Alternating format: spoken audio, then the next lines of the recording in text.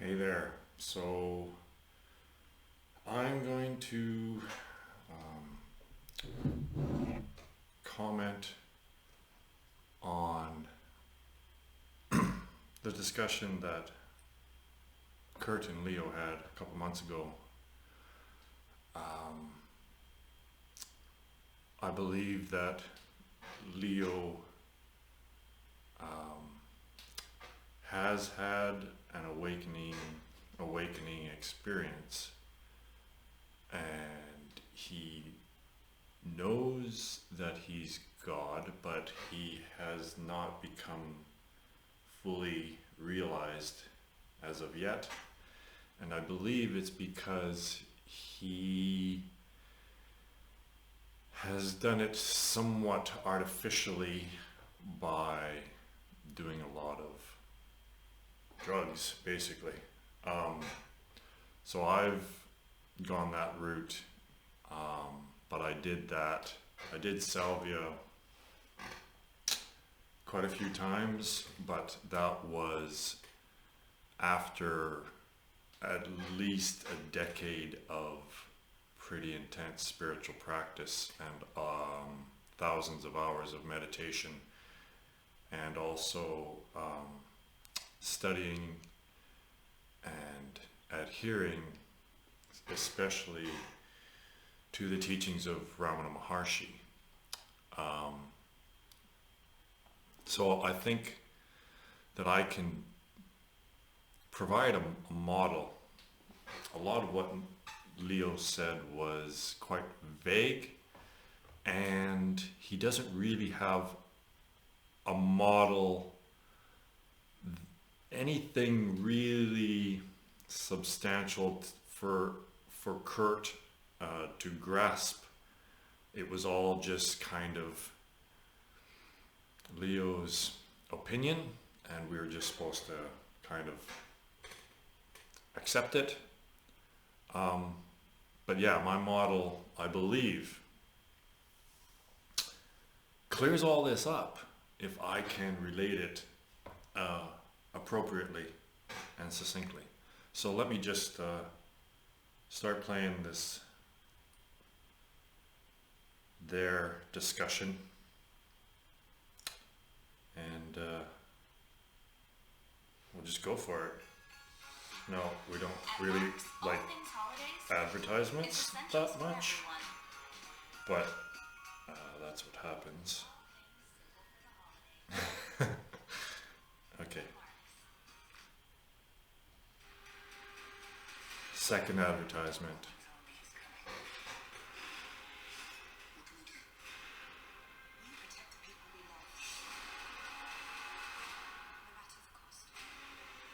Well, that looks exciting. I'm curious. It sounds like what you're mentioning is one needs to embody one's philosophy, which I'm a proponent of, but I'm unclear. Okay, so already, where our first start is Curt is approaching this from 180 degrees, the wrong way, because a philosophy has to be so the way it should work is that you have direct experience and your philosophy is based upon your life experience, not the other way around. Your models and thought processes are relating to your direct experience, not the other way around. So you can't live your life based on a thought process or a bunch of thoughts kind of glued together in some sort of a belief system, and then you try to act according to that. That has never worked in the history of mankind.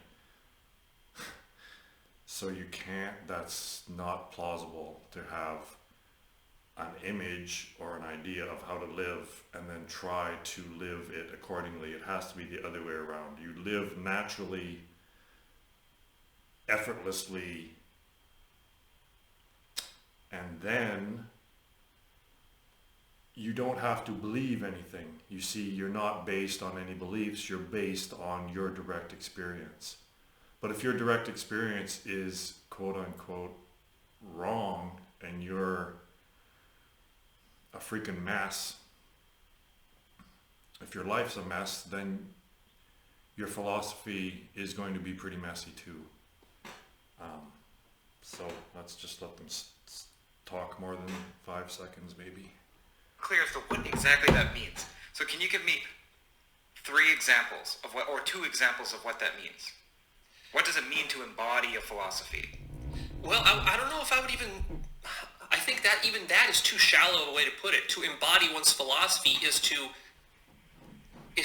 take these things as philosophy, or still as some sort of theoretical framework that one adopts, a set of beliefs or set of principles one adopts and that one lives by. Now, by all means, that's important to do in order to develop yourself at a practical level in the world. You know, for example, truth is an important principle. And so, in general, you should try to be as truthful as possible. Try to be intellectually honest. Try to be honest with yourself. Try to be honest with others. Try to have high integrity. Try not to cheat, not to steal, you know, these sorts of things. This would be in alignment with truth. But again, that is all of this trying. Do or do not. There is no try, right? So, even Leo is siding with Curt in a bit of a way. And I suppose to the less self-aware you are or advanced on the evolutionary process of self-awareness, you will be less able to just, you're still going to have the idea that thoughts are the boss and that thoughts are prior and they're in control of your actions, where actually maybe it's not so much like that.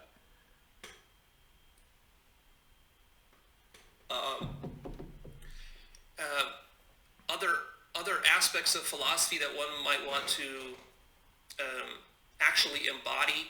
Well, okay, forget about that. Forget about what people should embody. What I mean is, what's the difference between intellectually knowing something and then living it? So, Peterson... You have to... There's a difference, there's another level of being it. So, it almost is like there's a trying here. Like, you have to try to live your belief systems. But that's just not going to work. Often says that you may say that you're an atheist, but you live as if God exists. Yeah, so that's an example. I get you. Okay. So it's very easy for the mind to adopt any kind of belief system it wants. Like, literally, people around the world have all sorts of crazy belief systems, religious ones and secular ones. And so it's easy to tell yourself that you believe in God, or you believe this, or you're an atheist, or whatever. You're a materialist. You could even call yourself a scientist and fancy yourself a great scientist. These are ideas, and the mind is so self-deceptive that it loves to concoct fantasies about itself.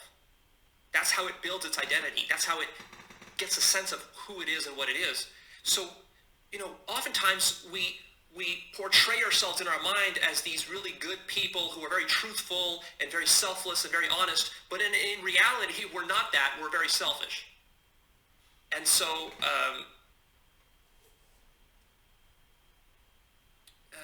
it's a constant process of holding your own feet to the fire and really being honest with yourself. Like, am I living up to my own ideals, whatever they are? Like, if you believe in God and you're a religious person, this is and all maybe irrelevant, you tell yourself that really, when you get to Jesus, cared for the poor and the sick, you might have these sorts of beliefs, and you might say Jesus is the highest savior. Like, if you're a Christian. Okay, that's fine, but then in your own life, do you actually behave like Jesus? Do you actually care about the poor and the sick? Or are you voting for... So what he's talking about now, it's all thought. It's all mired in the thought realm, right? So it's all thought.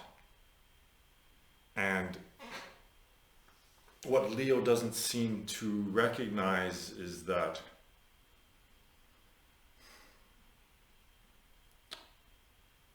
thought is what, so he acknowledges that thought is what projects the illusion, or an illusion anyway, but yet he doesn't, I don't recall him ever saying in my first go around in this, watching this video, that he doesn't stress the transcendence of thought itself. But how can you transcend or realize what is an illusion, transcend the illusion, dispel it, if you're still mired in thought? Because that is still projecting the illusion, and then you have to use thought to say, oh no, well that's just an illusion, but it's already appeared, and then you're trying to make it disappear through thought again. So one must get to a state or a place where the illusion no longer arises, which means that thought no longer arises. It's pretty heavy. For example, for politicians who are giving tax breaks to giant corporations and cutting welfare programs, right? You see, so there's going to be a disconnect. Again, this is, I can tell that Leo isn't fully realized, because he's talking about the dream. Like, he's talking about living, how to live within the dream, how to make the dream better, perhaps. But the point is to no longer dream, is to for the dream to cease, and for the dreamer to just be without dreaming anymore.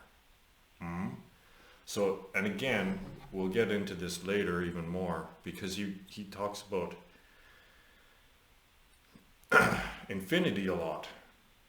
So he's really focused. He doesn't understand the unmanifest absolute, because if he did, he wouldn't use infinity for his base of the model.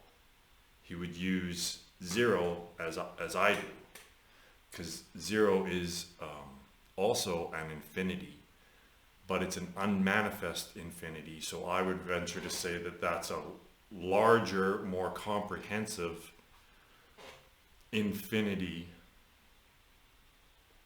than the manifest one, because manifest itself is a limitation. If something's manifest, then that's a limitation on the potential. The potential has been limited,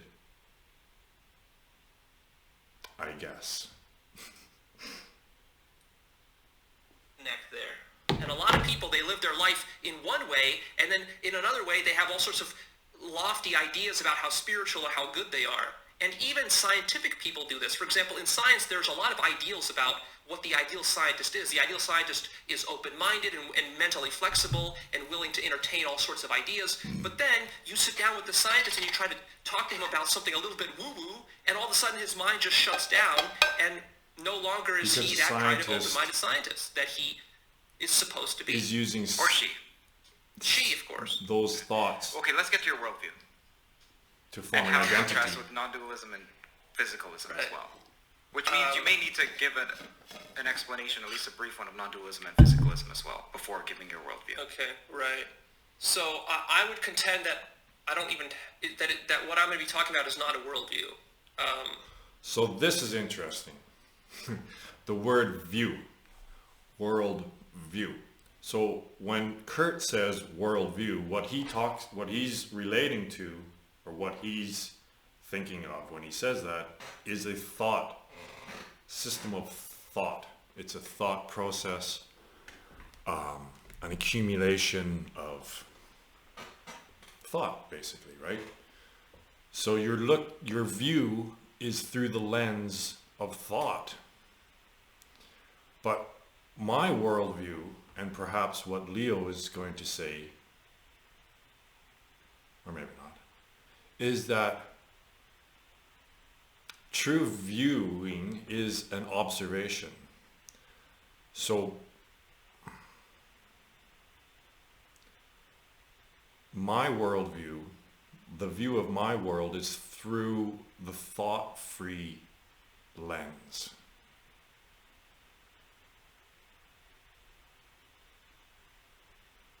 And from that view,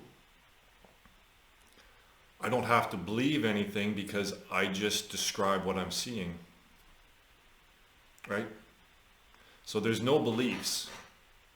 I don't believe that the world is such a way. I see it and experience that way, and I'm describing my direct experience. So it's not a belief. I don't believe that the world is a simulation and a game, a divine game. I don't believe that. This is my life. It is such. I see it as clearly as I see that lake over there outside the window. So yeah, that's pure observation is the best view of the world, not a view through the lens that distorts reality, that is thought.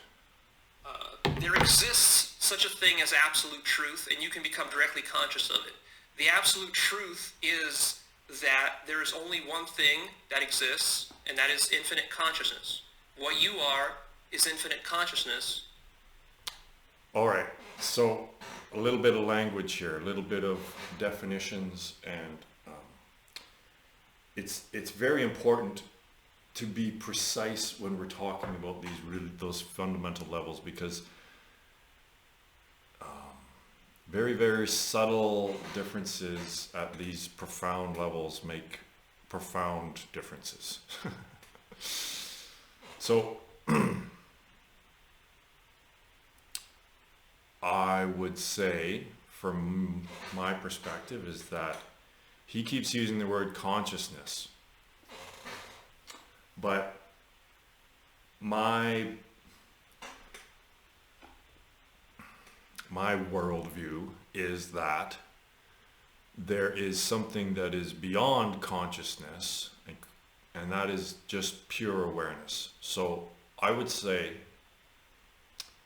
the most succinct way and accurate way of putting this, comprehensive way of putting this, is that the absolute, or God,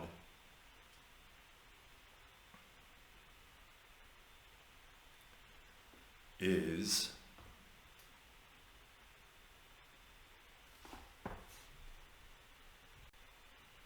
pure awareness with no content. And consciousness is the content of awareness. So pure awareness, or the self, or God, the absolute, whatever you want to call it, the Tao, is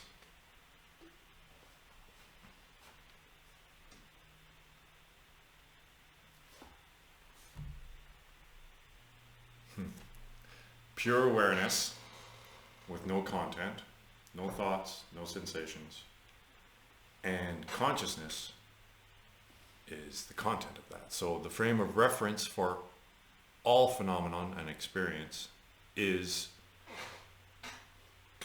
the absolute, and something in that frame, or on that page, if you will, the writing on the page or the frame, is the world and all experience, including thought. So consciousness is the content of awareness, and a pure awareness with no content is the absolute. And that's the only thing that exists or could ever exist, and you can become infinitely and absolutely conscious of this fact. And Okay, but he keeps saying you can be conscious of this fact. So he keeps saying you can be aware of the fact, but he doesn't really say that you can be that. You see?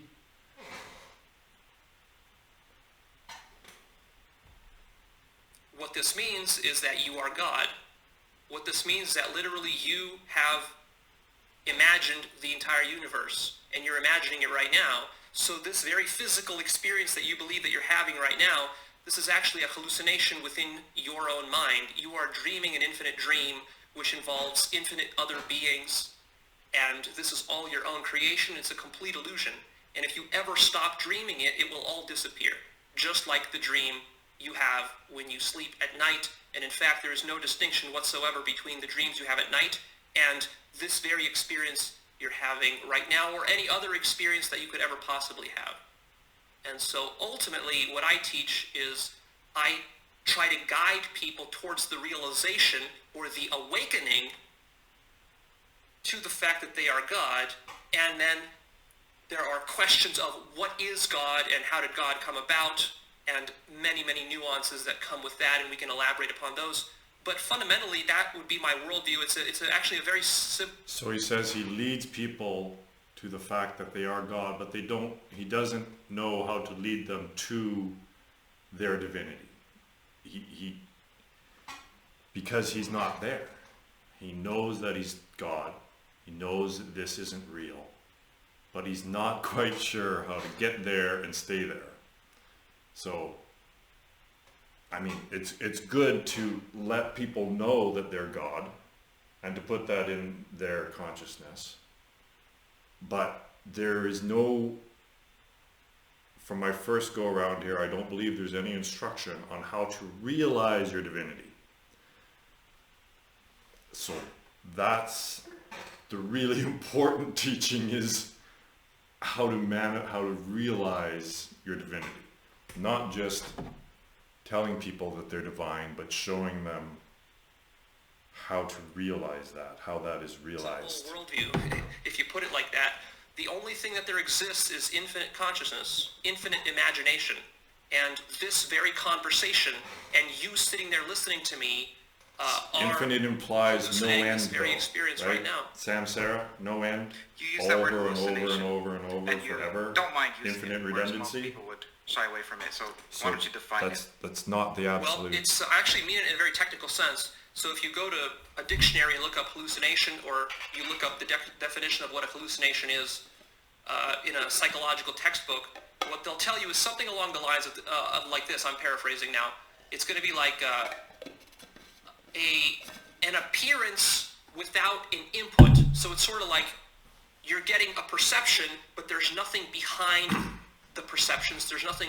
Okay, that is absolutely perfect, but I don't think he understands even how perfect that is, because my model has 0 as the absolute, right, as source.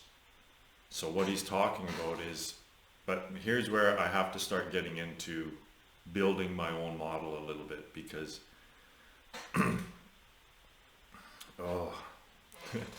our language is built around 180 degrees the wrong model, right? We see things completely inverted.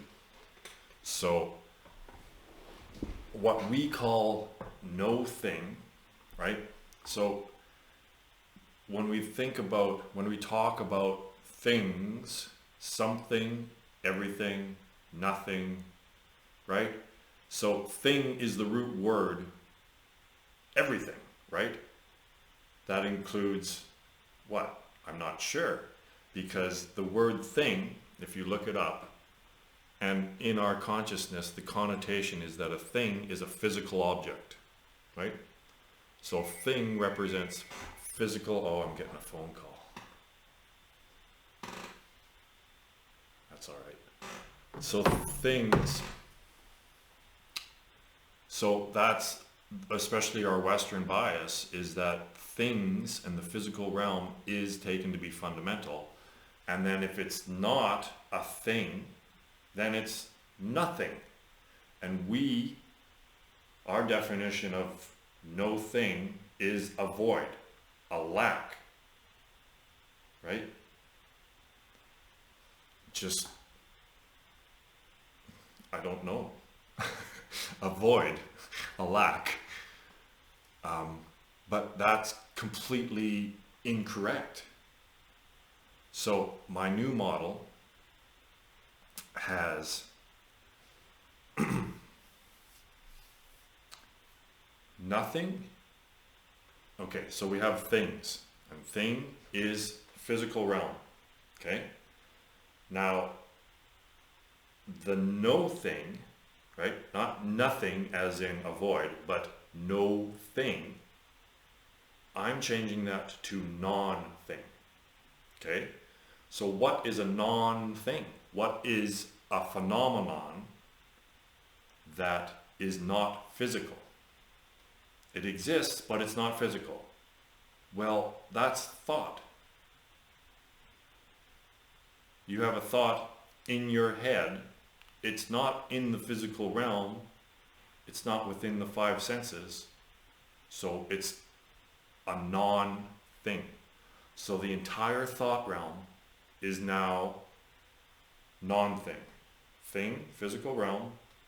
Non-thing, not part of the physical realm. Thought realm. So now in the middle, as the absolute, the nothing is now nothing we can describe, nothing that can be described. So it's still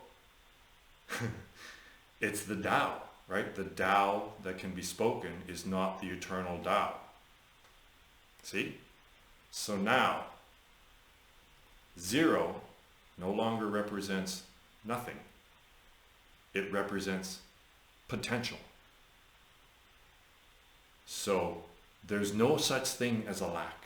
There's no such thing as a void. I'm not going to use the word nothingness anymore because it's incorrect. The answer to the question, why is there something as opposed to nothing, is error. Because there is no such thing as a lack or a void or non-existence. That's it. There's no such thing as non-existence. That is a misinterpretation of our created by the inverted view that physical things, the physical realm, is the root of everything. See? It's so embedded in our Western language, the bias towards physical reality being fundamental. It's completely obvious and it permeates our consciousness. So that's it.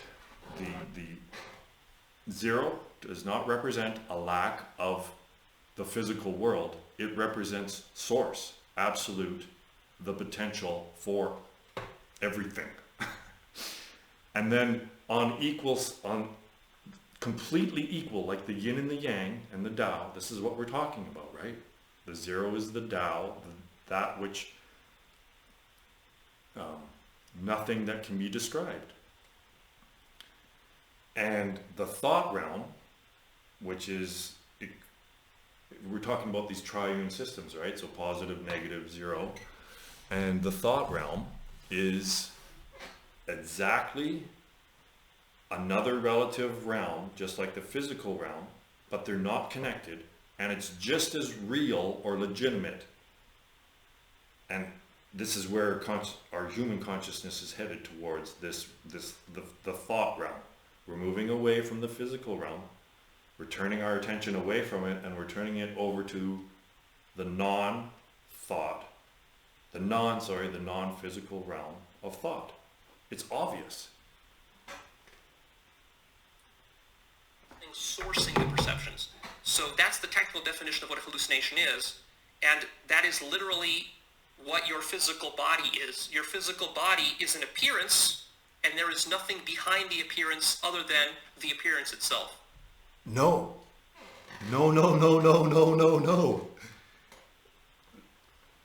It's like a mirror. It's like a mirror image. there is, like he said, it's our language again. He's saying that there's nothing there. There's no, so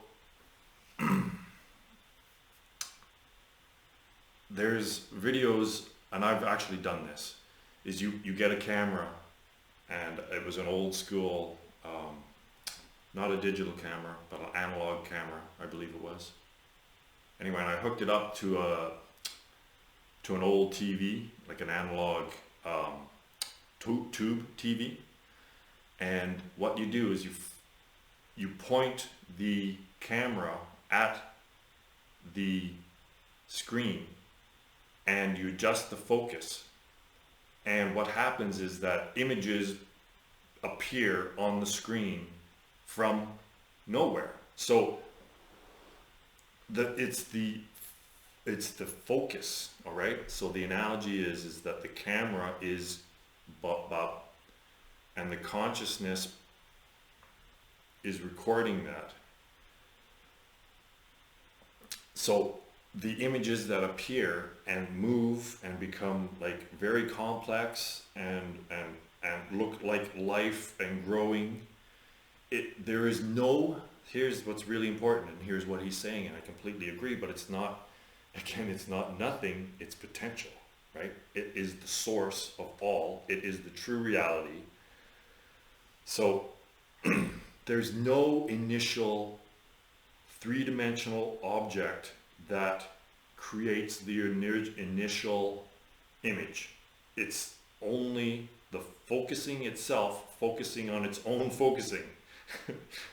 So that's what this whole realm, all of everything, all manifestation arises from this process of awareness, which is the zero, which is not nothing, but it's pure potential, the divinity, God, coming back onto itself, and that creates the image. So there's no, see, and this is what, it's not turtles all the way, right? This is exactly stops turtles all the way, because the source cannot be part of the system. Source is not part of the system.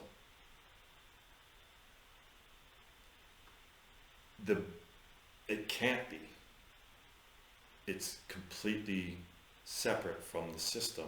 Well, I wouldn't say it's completely separate. There's a one-way, it's like a one-way mirror.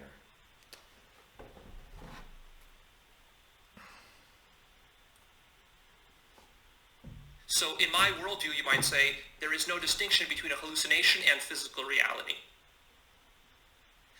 The only difference there, though, is that usually, colloquially, when we say hallucination, we use it in a derogatory sense. It comes with a negative connotation.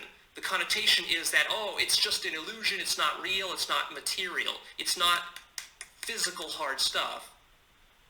This is a sort of a conventional distinction that we've made, and we use it to smear others. Like, oh, that's just hallucination, something like that, right?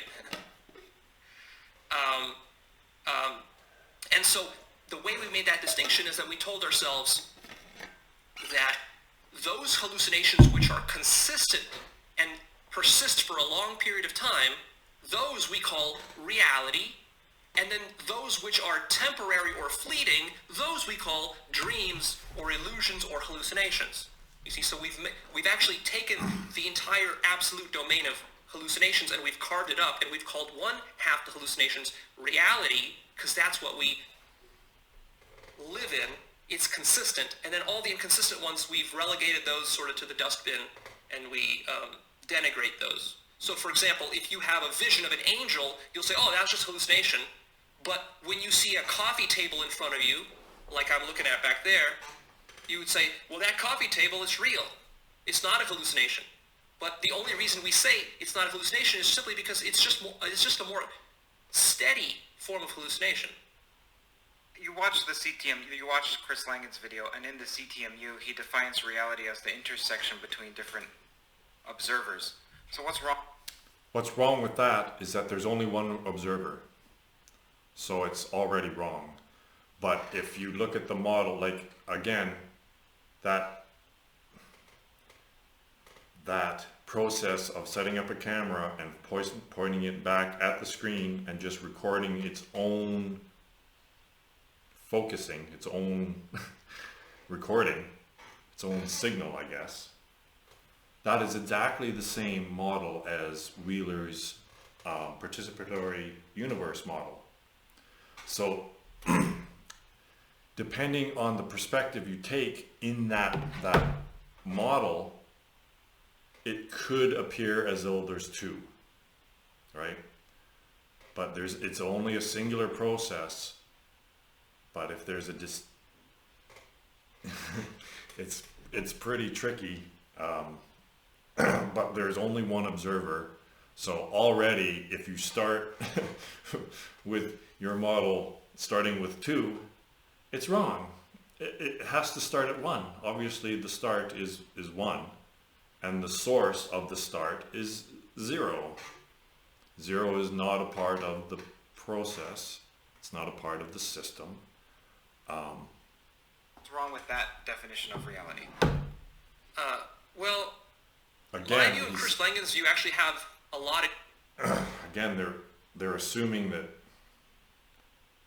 this is the observer, and then Leo's another observer, but it's actually the same observer, just observing. So the analogy I use is that in a movie theater, in this movie, this 3D movie that we're in,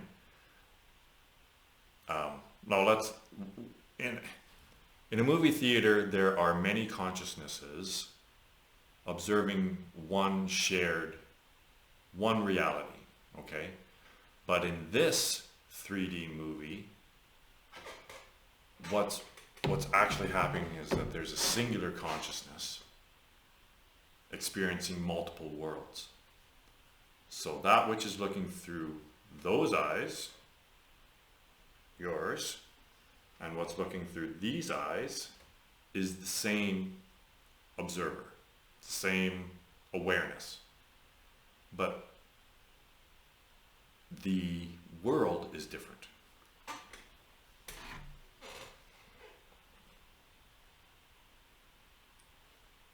lot in common. We have some important disagreements, but we have a lot in common. I would say maybe 80% of our worldview is fundamentally in common. For example, he says that everything is mind. Everything is the mind of God. I completely agree with that. He has a notion called distributed solipsism, which sounds much like yours and Bernardo's point of view, which is that we're all part of the same observer, but we're also all different at the same time. See, when they say we, they're always talking about the mind-body complex, right? That's the problem, is that whenever they say you and I, they're talking about the ego. And when I say you, I'm talking about God, like the real you. And when I talk about me, I mean the real me. So there's only one observer. It gets extremely tricky, the issue of solipsism. We'll want to leave this to ask me again about solipsism later in this conversation, because we have to build up to it. Because the solipsism question is like the most popular and the most controversial and the most confusing question for people. And that's because they don't have enough the foundation. We have to build a bit of foundation over the next few hours to get to it. But with that, it really much depends. It's very relativistic. So it really depends on what level of consciousness you're looking at it from. So if you're looking at reality from a low level of consciousness, like from that of a human, then it does seem like you have real conscious agents in the world out there who are separate from you. You have other humans, animals, and so forth. But as you increase your consciousness, you become more conscious, and as you approach infinite consciousness, more self-aware. You can't see, he's contradicting himself. He doesn't quite understand. If it's infinite, you can always have more then, right? It's just samsara. Like what he's describing fundamentally is just more samsara. It's infinite, just keeps going forever. So that's exactly samsara. It's exactly it. You can't, realization, pure, absolute realization is the end of the world.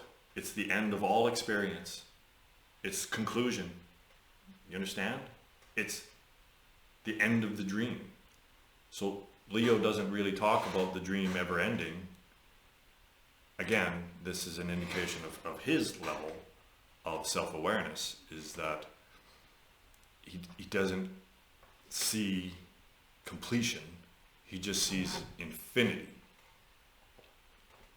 which is samsara. What happens is that the boundaries between all those observers collapse until literally they all merge and physically fuse into you, and then at the highest level of consciousness, at God consciousness, you literally realize that there's only one conscious entity in the entire universe, and that is you and nothing else. And then there's many gradations in between that. So he keeps saying, realize that you are that, but he doesn't really say that you become that, right? Like there's a difference between realizing that you're God and absolutely being God, right? There's a difference there. It depends upon, how conscious you are. And you can erase and play with all of these different... How aware you are. How self-aware you are. Not how conscious you are. Because consciousness is, again, the content of awareness. There's something there. Boundaries that the mind imagines. So one other additional point that's important to my worldview, we might say, about your previous question, is that in my worldview, every single thing is just a distinction within an infinite mind. So, for example, the difference between between a human and an animal, most materialists would take that as a physical objective difference, a physical objective distinction. There's humans and there's animals, and that's just how reality is. In my worldview, all of those boundaries, all of those dualities can be dissolved. And so... But you can't dissolve an illusion, really. You have to transcend it so it doesn't appear in the first place. If you've truly transcended something, it never appears and you don't have to get rid of it anymore. For example, the distinction between reality and a dream, that can... These distinctions are all just thoughts. If I look around this room and there's no distinctions made, there's no measurements of the wave function, then it doesn't collapse. See what I mean? So if I look around here and I don't make the distinction, lamp, window, light, lamp, where's the separation? Where are the separately existing objects when there's no thought?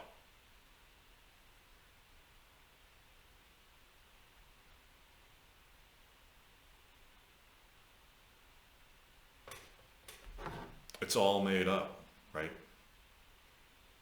It's separation is, the illusion of separation is projected exactly by thought. That's it. So you can't think your way out of it. You can't say, oh, there's no separate objects. And then all of a sudden you see no separate objects. There's no separate objects arising when there's no thoughts arising. It's really, really, really simple and basic, but so incredibly difficult to actually abide in as thought-free awareness. It's incredibly difficult because we're so fucking deluded. Because we're nearing the end, and the delusion, the level of delusion is at the highest it's ever been within the collective human consciousness. So just try to stop thinking and you'll see what I mean. So we're making distinctions all the time, aren't we? Like it's always, mind is always separating things. That's why it looks so separate, is because of all these thoughts. But again, if you don't have any thoughts, it's just the wave function. There's no measurement. A thought is a measurement, right? A thought and a measurement requires two. It creates two. As soon as you measure, it creates the illusion that there's two. Right? Lamp. Well, there you go. There's lamp and there's everything else then. But if there's no thought that comes in lamp, then it's all one thing. It's all... And that's actually how nature works. Right? Like, just because an animal runs away from another animal because they don't want to be eaten doesn't mean that they're going around thinking that they're separate. There's a harmony and a symbiotic relationship with all of nature that humanity is not a part of anymore. Why? Because of thought.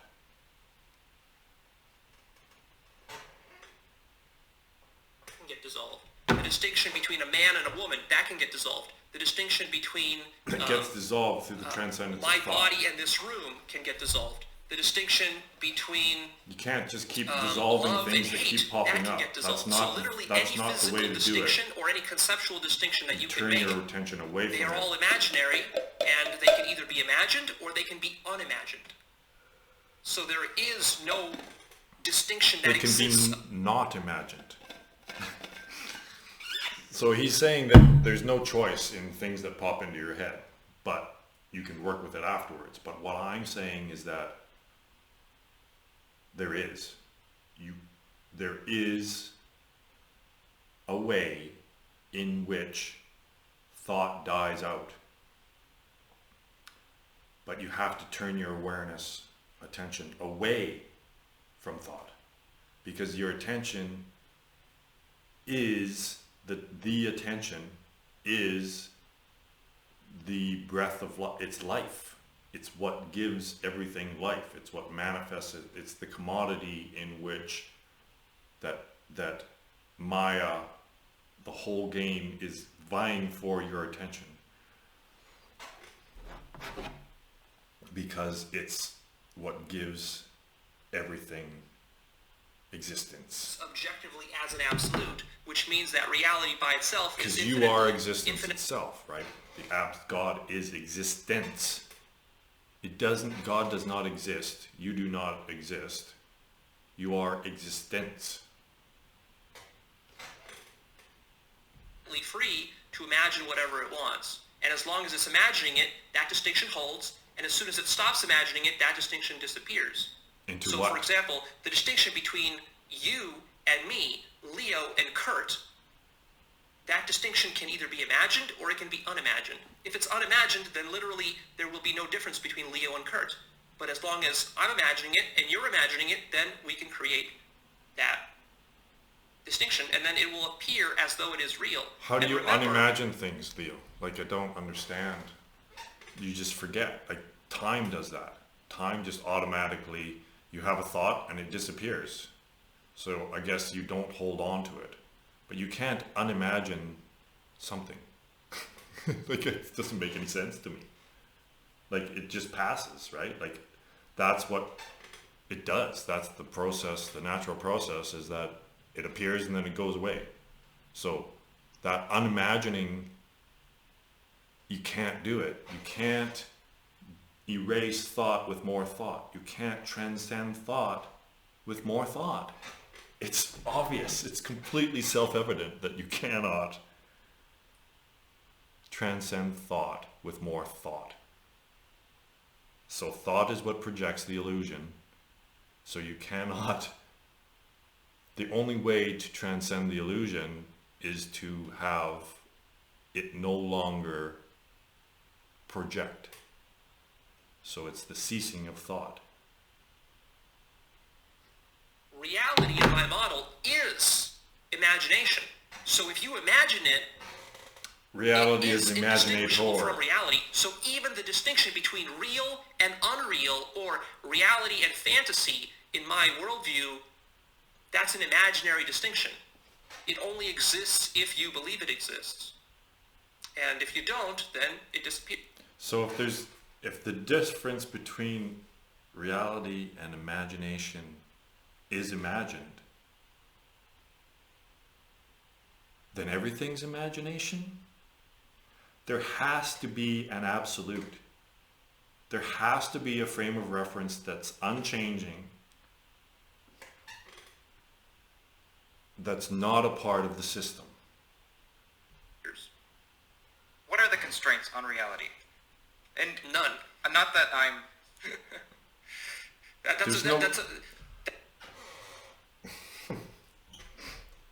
never get through this if I don't let them keep talking for a while. Bringing it up again, but Chris Langan would say that for people who say physics is illusory, physics is actually an integral part of reality, and that there are certain constraints on reality, and that in fact consciousness depends on physical matter. Right. Consciousness depends on physics in the same way that physics depends on consciousness. Right. There's some partial truth to that in that the mind-body problem is no one can solve it because they're not, this is really, really hard to get, you know, but they're not causal. Thought and physicality do not have a causal relationship, okay? They both emerge from the absolute, from the potential. So the yin is yin, it's not yang. Yang is yang, it's not yin. That's why there's yin and yang. They're not each other. They're not, but they're the illusions. So yeah, it's kind of tricky, but that everything sort of is a two-way street. But it's not. It's a one-way street. So when I look into a mirror, I can say, that's me, while simultaneously possessing the inherent intuition that I am not that, right? It's a one-way street. So what's happened is that human consciousness has taken the mirror image, the reflection, to actually be the self. See, that's the inverted view that we have, is that this, all of this, is relative to the absolute, but not the other way around. See, that which requires something else for its existence is less real than that which is providing the frame of reference. Does that make any sense?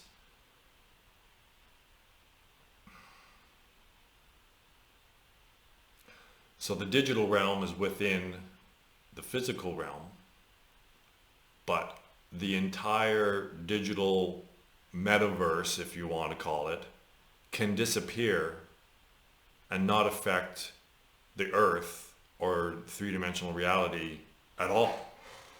But the opposite is not true.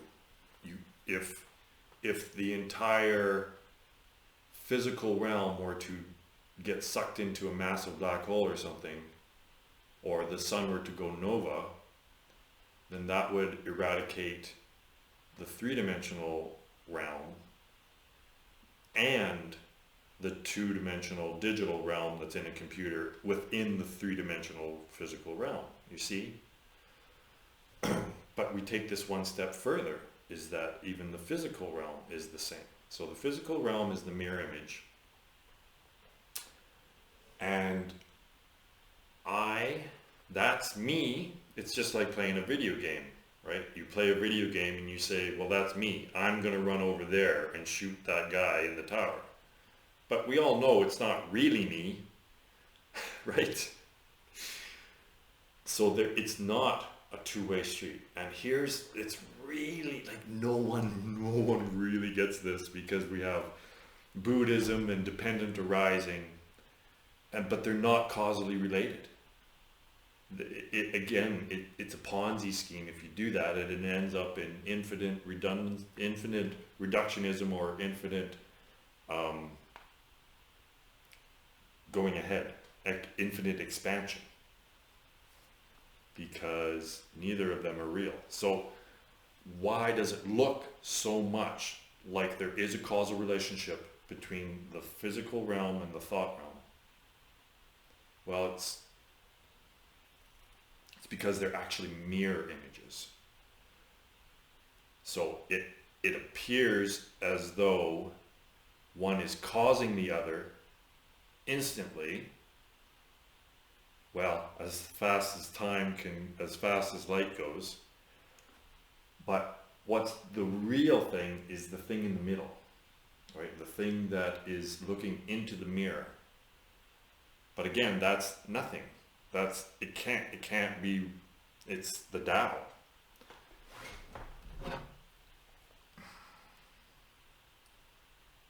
So I kind of hear him on that, but my fundamental criticism of Chris Langan would be, and I mean he's a brilliant guy, and I would consider him. He probably has one of the best models of consciousness and reality that I've ever seen of all the sort of other mainstream academics and scientists. It's the not most rigorous of all that are similar to non-dualism. Yeah, so there's a lot of similarity there, but fundamentally what I would still say is that even though he's like maybe 80-90% right, in the end it's just a model, it's just conceptual. So what he's done is he's done a remarkable conceptual achievement, but it's just still in the realm of concept, and I don't consider him to be awake or to be God realized. So there is a difference between having a really good model of God and then actually realizing that you are God or being infinitely conscious. These are it's all metaphor. If you understand Taoism and if you investigate these triune systems that pop up all over the place at the most fundamental levels of these processes, like time, right? Past, presence, future. That's a triune system, right? The past and the present, the past and the future are the illusory yin and the yang, just like Einstein said that the distinction between past and future is persistent illusion. That's exactly right. And this triune system, it keeps popping up all over the place. So it's already, the toe is already here, but we've misinterpreted it. See, if it's metaphor, if everything's metaphor, and the world is truly reality, the manifestation of the world is holographic in nature, then if you get one piece of it, you get all of it. And this is why these triune systems keep popping up all over the place. It's the same message over and over and over and over, and no one fucking puts them together. It's so obvious. It's just so frustrating. It's simplicity. If your model develops into complexity, and holy cow, some of these are really getting really complex, well, you're just fucking wrong. And you just keep going forward, keep misinterpreting, going completely 180 degrees on the wrong path. But just keep going, you know. You have to properly interpret what the message has been throughout all of human history. See, this is a game. This is a divine game, which the purpose of is to escape. This is another. Leo likes to say that he's, pretty hardcore, but you can't get any more hardcore than God playing. When God plays, it's fucking hardcore, right? Like,